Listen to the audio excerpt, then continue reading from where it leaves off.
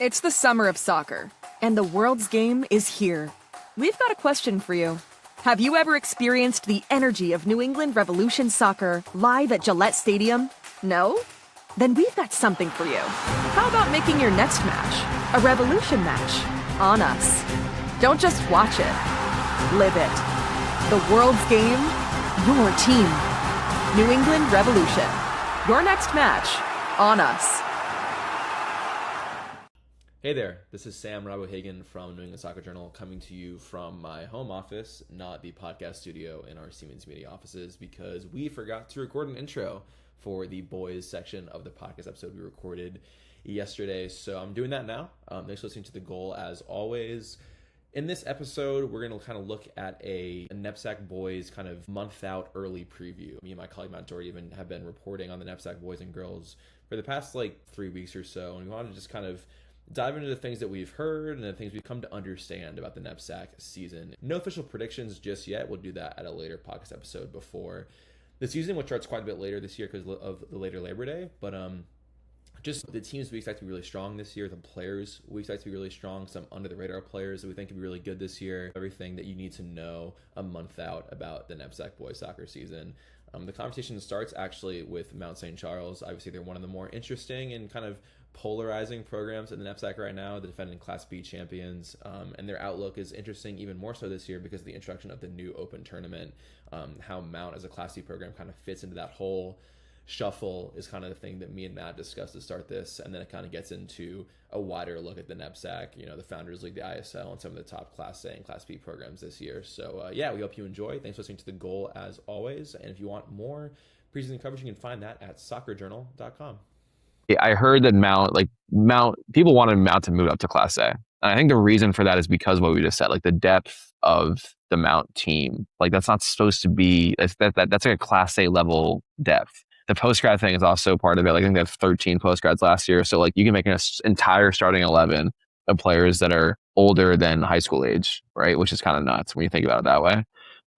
Mount, it's hard to know in a sense because they lost everybody. And then they're an entirely new team this year, just as it was, last year from the year before.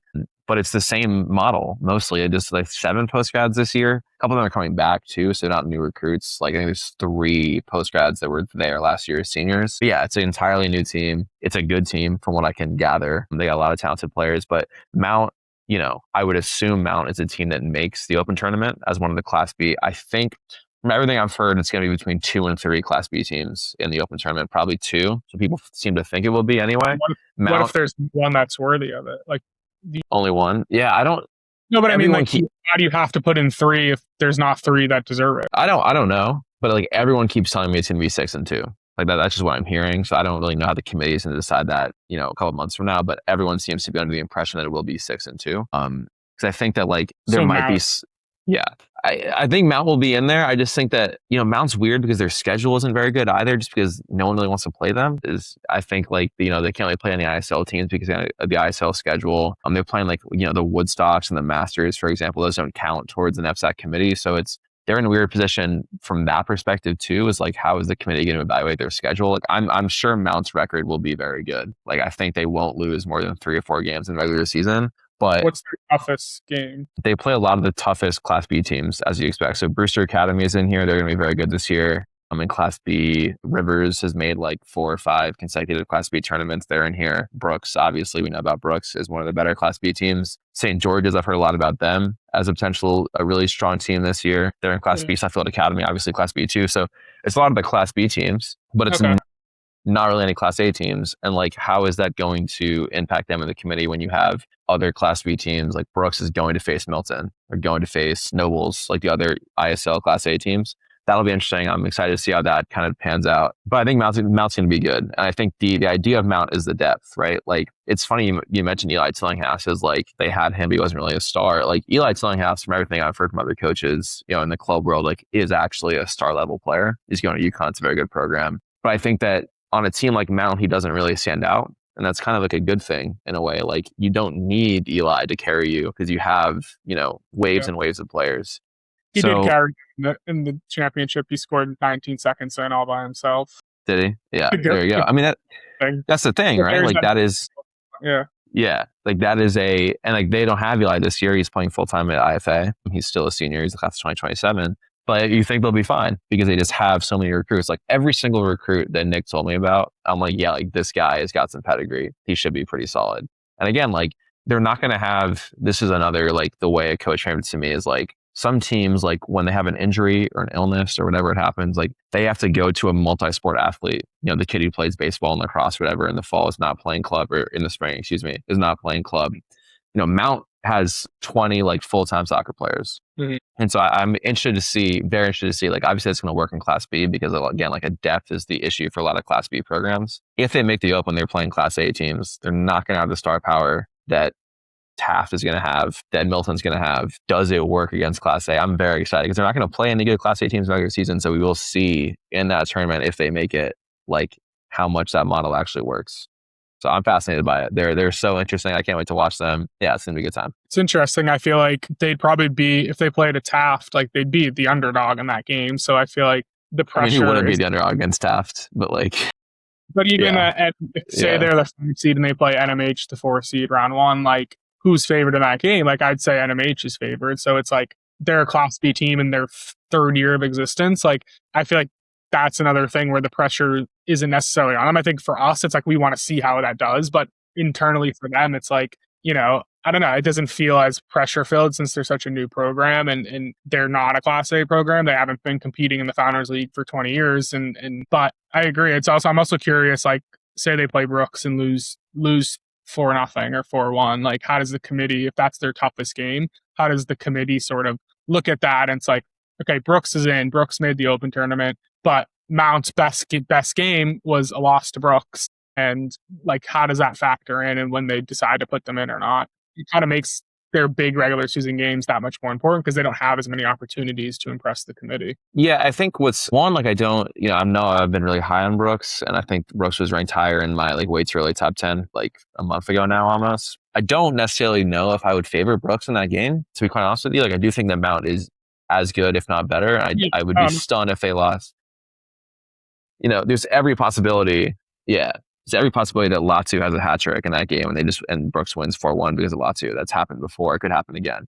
But I think that, like, I do think that Mount they will be the favorites in a lot of the games they play against NEPSAC teams. What's also interesting about Mount's schedule is that they're playing Northwood, they're playing Woodstock, they're playing Masters. They have tough games on their schedule that just don't count. And so, like, if there is a worry of, like, are they going to be ready for an Open tournament fields when they get there? Like, they are playing hard games in there. Yeah. And so I think that'll help them, even if it's not going to count towards the committee. I don't know if they're playing Woodstock anymore, actually, I can't lie. But they're definitely playing Masters. So yeah, we'll see how it goes. But I just think that their model, you know, the post-grads and the depth is always going to be pretty freaking good in the NEPSAC. And it's just a smart, effective way to build your roster if the goal is to win trophies, which, you know, they've already won one and they've been in the NEPSAC for 2 years. Do you think in conversations, other programs are looking at that model and being like, maybe we should try that? There's a lot of more layers to that conversation. I am interested to see if that's how, I think Mount exists in like a very unique space. Like it's brand new,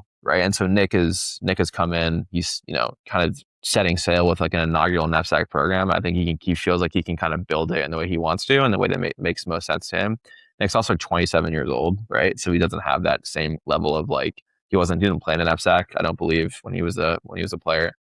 So he can kind of do what makes sense to him. I think that there, you know, in other areas, the NEPSAC and the Founders and the ISL, you have a lot of coaches that have been around for a lot longer that like have a bit more of this is kind of how things are done and this is how they're going to continue to be done sort of mindset. And like, listen, I mean, who can blame them? It's working for them as well. And so I don't know if you'll see like Taft, for example, like go into the Mount world and like we're gonna have 13 postgrads and, you know, we're gonna bring in new recruits every year. I think there might be another program that we're not kind of aware of yet that maybe decides like, okay, like we want to be really good at boys soccer and we're gonna do it this way. You might see, I don't know who that would be. But I think a lot of the traditional powers will continue to do what they do because why would they stop? Yeah, it's working for them. I know we could talk about Mount for hours, or you could talk about Mount for hours, but transitioning to sort of the rest of the NEPSAC and kind of starting, we can talk about the Open tournament and sort of no predictions at the time, but sort of who is kind of the top of the hierarchy right now of, you know, I mentioned on the girls side where I had those 4 teams kind of penciled into the Class A tournament. Do you have any teams that, barring a catastrophic thing, that should be in the Open tournament? Like who are the prime challengers to win that right now? Yeah, I mean, Taft is going to be very good again. I mean, like, it's crazy with Taft. Alex Calabro wins Class A Player of the Year last year as a junior. That's very rare. You don't see a junior, a non-senior, I should say, win that award very often. So, like, quite a luxury for Hiro Suzuki coming in as a new coach, never coached in the NEPSAC, to have arguably the best player in the NEPSAC coming back. They just kind of, you inherit that player who's already playing at that level. It's not even, there's no projection needed with Calabro in his senior year. He just is this good already. And so, like, we don't know how much better he's going to get, but, like, he's a pretty special player. And then opposite him, he plays right wing. Left wing, you have Fields of Shaw, who goes under the radar last year completely because of Alex Calabro, commits to Fairfield like 2 weeks ago. If you go watch Fields of Shaw's highlights, he's a brilliant he's so good. He can play in the midfield. His passing is phenomenal. He's a good finisher. I really enjoyed watching DeShaw.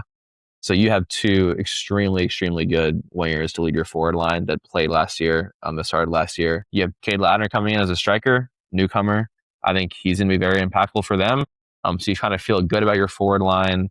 The midfield, there's some questions there. Mason Barron is a returning senior captain. He started like a little bit last year. He's going to be the main guy there. There's questions around it. The defense too got some questions at center back. They brought in two pretty impressive newcomers at center back. So like we'll see how they do. Obviously never played in NEPSAC before, but you would kind of be a fool to assume that Taft's recruiting class is not going to be strong and it's not going to hit the ground running. Ozzy Parente was in charge of that recruiting class too. This was not Hiro's recruiting class. He didn't get here in time. So that's an Ozzy recruiting class, and Ozzy recruiting classes in the past have been pretty good. So I think Taft's going to be really good. That's what he's doing, yeah. Yeah. Oh yeah. Miguel Cuevi, by the way, a fullback for them. He's been around for a while. He's from Montreal, committed to Middlebury recently. So he's another very, very talented kind of top NEPSAC defender. And they have Reed Orban in goal, who's going to start full time this year.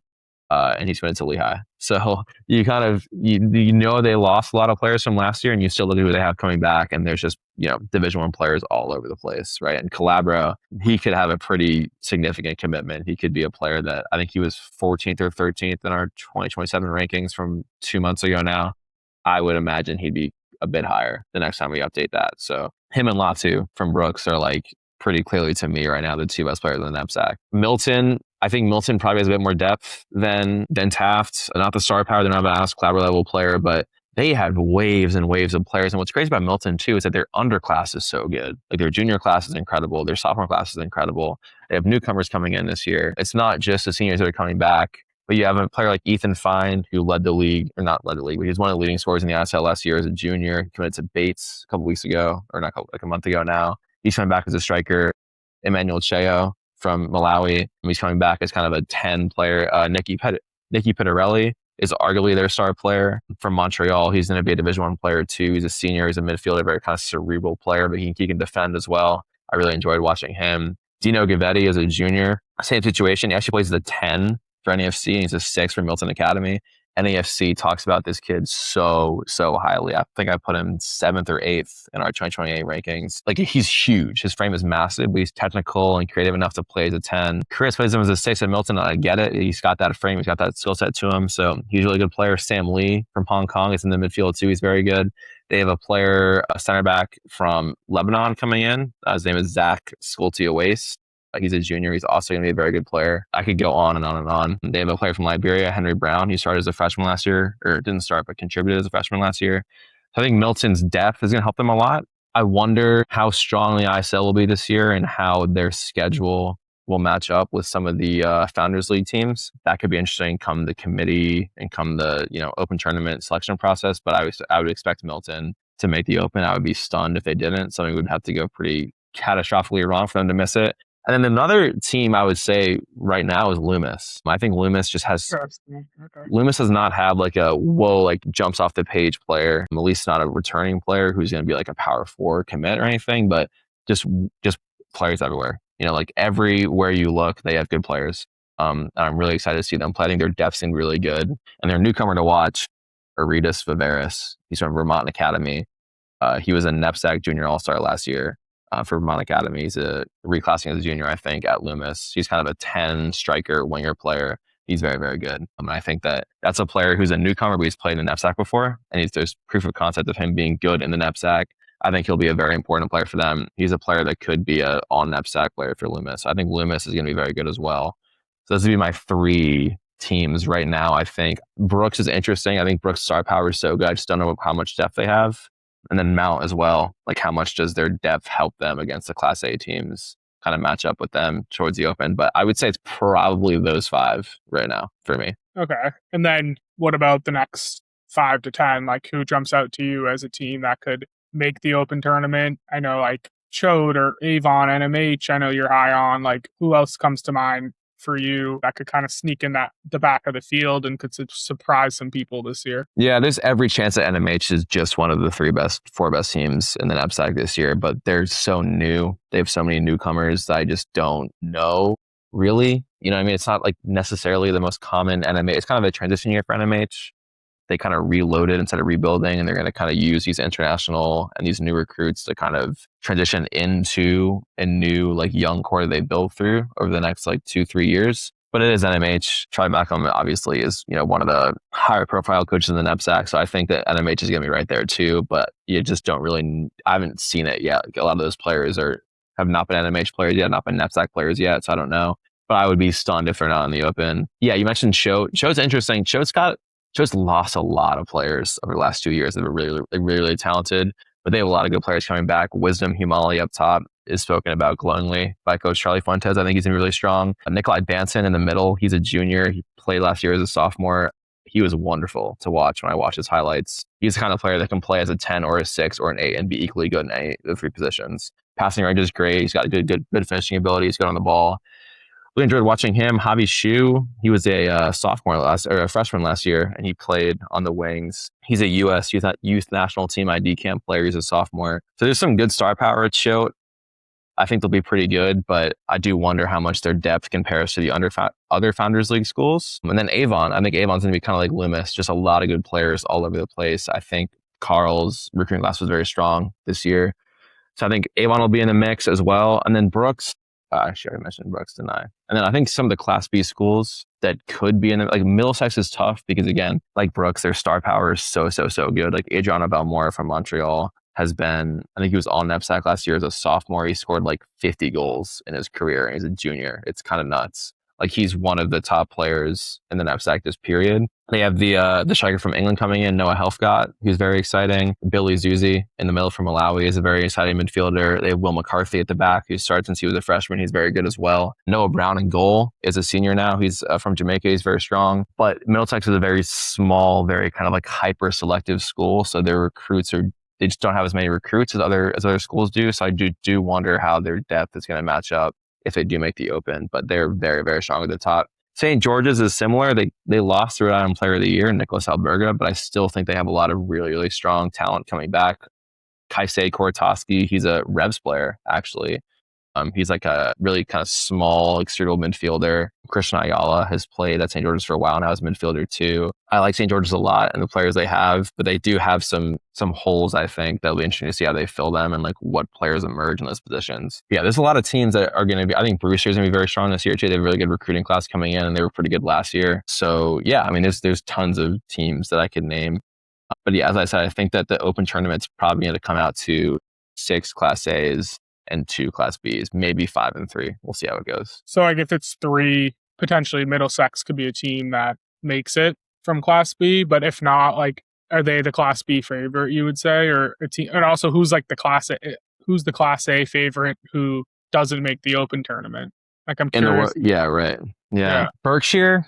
I mean, Berkshire had a really kind of strange year last year. They were super talented. They had a Gatorade Player of the Year, but they didn't make the Class A tournament. I think they lost their final 5 or 6 games. They're like totally rebuilding is the wrong, well, yes, it's the right word, but like it's a very good rebuild because it's Berkshire and like they have a ton of talented players. I do wonder if they're kind of a year away still. Like I think they'll be like scrappy and pretty talented and they'll win some big games, but consistency with a younger team could be an issue. So I think Berkshire is a team that like could realistically like be in the Class A tournament as like the 2nd seed and kind of run through it and win it. That's a hard. Hotchkiss, I think it's Class A, I'm pretty sure. Hold on, let me confirm that before I continue talking about that. Yeah, they're Class A.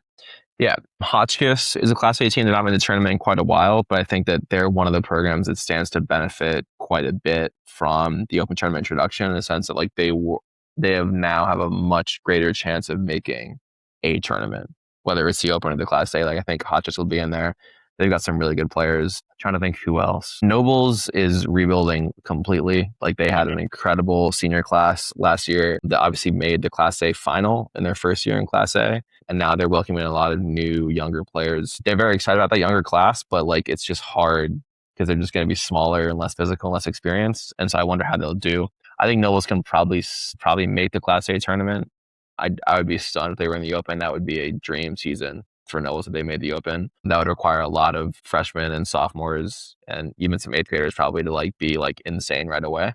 But Nobles, I think, is a team that could to watch in that sense. Yeah, I think in Class B, like the non-Open tournament teams are really good. I think Brewster is a team to watch as a team that could win the Class B tournament. You know, St. George's, if they don't make the Open, I think will be in there. Middlesex too. I think Middlesex has got a chance to make the Open. I think if everything goes right and their stars play like superstars, they can make the Open and be one of the better Class B teams.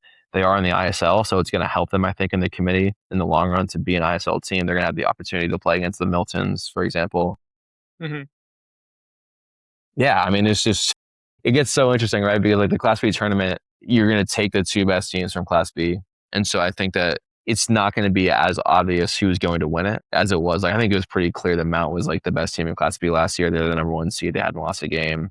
Obviously, they had a tough run through the tournament, but they did still win it. This year, I think it'll be a lot more unclear who's going to win it. I think you'll have 4 teams that could realistically do it. Yeah, those are the names I would go to right now. Suffield Academy too. I should mention them. Again, they lost a lot of really top players, but that's a very legit program. And like their recruits, they're kind of similar to Berkshire, I think, this year. Like lost like a really good senior class, but they have a lot of good players coming through.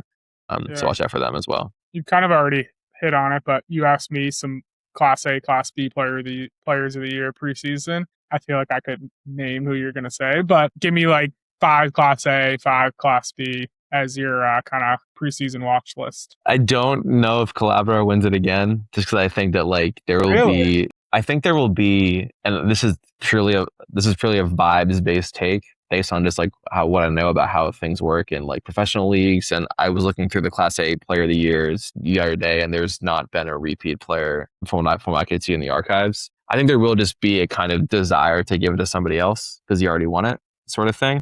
That's not to say he's not deserving of it, and you're not going to have a season that would be that level, but I just don't know if he'll actually win it. But Calabro's obviously in the conversation. Lazio Kaira for sure. He's a Class B candidate. More Class A players. Fields of Shaw, I mean, like if he has like a 20 goal season, it could be him. It really could be. Like he's that good. Like he's a little level below Calabro, but like that's a really, really high bar to reach. And like he's one of the better players in Class A, I would say. I think Jean Chrétien, the NMH postgrad goalie, I think his pedigree is so strong. I mean, like he's one of those players that we kind of look at his profile and his resume, like you wonder if like he's almost too good for the NEPSAC sort of thing. And so I think as a postgrad player with his size and his again, like his resume, like goalie, it'd be hard for him to win Class A player of the year. But the Gary player of the year last year in Mass was a goalie from Berkshire. So we'll see how that goes. I think he could be one of the 5 best players in Class A is a good way of describing him. I'm trying to think who else. I mean, the Middlesex. What's about Valorma? Yeah, Adriano Valmora is a great Class B player of the year candidate for sure. Him and Lazio, I think, are going to be like those like direct favorites to win it, if I had to say. But I think it depends a lot too on like how their teams do. So we'll see how it goes. I think Kaisei Kortowski from St. George's is going to be one of the better players in Class B this year. He's a good shout to win it, but he's more of like a cerebral like midfielder. So like, does he have like the gaudy goals and assist numbers to help him in that race? We'll see. I do think like, go ahead. I was going to say, like last year, Marmoleo won for Berkshire, who didn't have a great season and didn't even make the Class A tournament. He still won it. I sometimes, like when I was talking about my girls players and you're talking about it, it's like I equate team success to who's going to win the player of the year. Like Fields of Shaw is a great pick. Like, okay, we're not going to give it to Calabro again. Taft went 18-1, made the final again, and he scored 20 goals. It's like in my head, that makes sense as that player is the player of the year, but it was an indication that they're not always going to pick. Oh no, Marmalade didn't win Class A player. What am I saying right now? That was Gatorade player of the year. Gatorade player of the year, but still, I mean, it's kind of a similar point. Yeah, they might not, always give it to just because your team was really good or the best player on the best team isn't necessarily who it is. So those are some good shouts as well. It's like you don't need to be. One player. If he's the best player, like he should win it again, in my opinion. Yeah. But I mean, like even in the NBA, I'm inclined to agree. Like to Right, give back. right. I feel like in the MLB they do, so it all depends on the league, I guess. But as you're saying, no one's won. I don't think on the girls' side anyone's really won it back to back in recent memory as well. So I mean, you just don't see non-seniors win it. I think like the idea for the most part, and again, this is purely a vibes-based take, but for the most part, the idea would be like, okay, like a senior, this is their last chance to win it, and so you're going to kind of favor a senior over a non-senior. That goes to show like just how good Clabber was last year. Like he is incredible. I mean, I mentioned like his highlights and how good of a finisher he is, and you mentioned that you went and watched his highlights and you couldn't believe it either. Like I've not seen a more dangerous finisher, at least from the highlights that I watched. And obviously highlights are highlights, but it was pretty nuts. Some of the things he was doing last year, some of the goals he was scoring. He was like dribbling into the box and some defender was on him and he had like a hezzy move and just like guy created space, top left corner, like absolutely no shot. The keeper could have saved it. I know. You see most like just rush that shot, but like the fact that he like waited and had enough poise to like take his time, get the defender off his back, and then just like the goalie was like on the right side of the goal, and he just like the goalie like literally looked like he was like a mile away from the ball. It's like, Jesus, that's an impressive finish. Like that's composure, and composure is rare, but it's super obvious when you have it like that. Yeah, I know exactly what we're talking about. Like, there's another one where he's on his weaker foot. He's like basically at the byline, and he just sneaks it, like roofs it at the near post, like by the goalie. And it's like, how are you scoring from that angle on your weaker foot? It's just nuts. Yeah. Another player I wanted to mention for like real quick for Class B is Henry Senyo. He's a Ghanaian winger at Lawrence Academy. He's been really productive for the past 2 seasons, I believe, at Lawrence Academy. He's a very, very fun player to watch. Just super fast, play a lot of different positions. I think he'll have some pretty gaudy numbers. Lawrence has a new coach this year. He'll have some pretty gaudy numbers, and I think that if Lawrence has a strong, that's actually another good team to watch actually in Class B. But if they have a really strong year, he has nuts numbers, I think Henry Senyo could be a candidate to win Class B Player of the Year. I think as well. We didn't mention a Milton kid, but one of them could win it as well. Milton had like the last couple winners too, I think. Before. Yeah, I would. Before they don't have that player, but they have so many good players. One could emerge from everyone else, and their leading scorer, whoever that may be, could be someone who could win it as well. Yeah, if it had to be a Milton player, I'd probably say Nicky Pettarelli. He was injured a bit last year, and he still made all NEPSAC as a junior. He's very, very good. Like I think he's going to be a pretty significant commitment whenever he does commit. So yeah, I would if Milton is as good as you think they will be, and Nicky has got some numbers, and he's kind of like the one like leading that charge in the midfield, I think that he's a definitely good candidate as well. I will say though, like it does feel a bit less clear on the boys' side than the girls' side. Like I think that when you asked me that question, I kind of froze a bit because like there are a lot of players that are really good, and they're really good, but like not many of them have the pedigree that like Calabro has at this point. Like it's still a bit more projection based on the boys' side, I would say, than the girls' side. Like Wisdom, the striker from Choate, I think he could be incredible just based on the way he's talked about. But he's only had like 9 goals last year as a junior. Like that's obviously a good return, but like it's not a Class A Player of the Year level return. And so you're projecting a massive jump if you already say that he's going to be a potential winner. So that's what I mean when it's kind of hard to know at this point. But yeah, it could just be Calabro and we're overthinking it. And Calabro's just the best player in the Class A and he wins it again because he's the best player on the best team. So yeah, we'll see how it goes. Yeah. Yeah, the girls' side, there's like the front runners, the top horses, but I don't know, there could be someone off the radar too who just breaks out completely. I mean, last year, Bella Salino wanted to choose a defender, so sometimes I don't necessarily think that. And even like Emmanuel was a goalie who won Gatorade Player of the Year. Like I feel like when I pick MVPs or Players of the Year, sometimes you look at the numbers and that kind of drives everything. But it could be like a defender on a team who allows 7 goals all year and loses 1 game. Like you never know. There's different paths to it. But yeah, before we go, any overarching thoughts heading into the final month before we finally kick things off? Like, what are you sort of looking forward to heading into the season? I just can't wait to see how the Class B teams that make the Open do, right? Because again, like Brooks, like I think that Brooks is like top 5 players could genuinely be the best in the entire NEPSAC. But like, do they have the depth to compete? I just can't wait to see how it goes. I think Mount is so funny because Mount's Class B, and yet they kind of are more like a Class A team in the way that they're built and they're structured and the advantages they have in terms of experience and depth. I'm just excited to see how it goes. I'm very excited for like, it's late October and we're doing like bracketology for the Open Tournament. I'm pumped. I'm pumped. We should do a weekly pod where we just break down the field, get in our bracket bunker. Because it's just like, you don't know, like there's precedent obviously for the way that the committee in Class A and Class B did things, but there's no precedent for how the Open Tournament Committee did things. And so I don't know what they're going to value. It'll be similar. I think it'll be similar too, but it's like, I don't know. I think the, Mount as an independent is in a very interesting position because of their schedule. And I just can't wait to see what happens. The other thing too is like, if it is going to be 6-2 from Class A and Class B, like, is it just the 2 Class B teams or this is 7 and 8 seed? Or do some of the Class B teams get to be the 3rd seed, the 4th seed if they have that good of a year? So I can't wait to see that too. Like, I would be very surprised if the number 1 seed in the Open Tournament is a Class B team. But I think that how the bracket formulates from there will be very interesting.